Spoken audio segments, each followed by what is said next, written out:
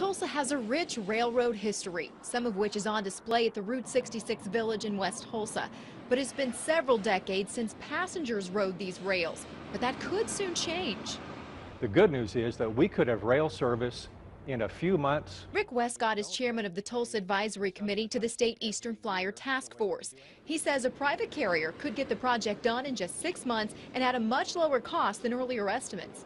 Our initial figures were $120 to $150 million to have the job completed, but we talked to a private company who is in the business of doing this, and they say that they can repair the track, bring it up to passenger standards, and will provide the service and provide the trains for a state investment of only $50 million.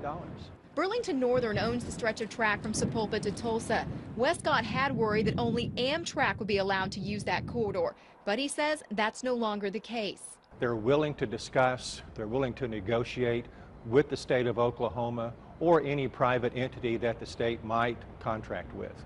So what we thought was going to be a big problem is not. I grew up in a railroad family. My dad, granddad, and great-granddad, all three were railroad men. And I had a chance to work on the Frisco Railroad for a couple of summers back in the early 1970s. So Mike Massey's family history is steeped in the railroad. He's even leading the restoration of the trains at the Route 66 Village. He hopes to see passenger service once again become a reality for Tulsa.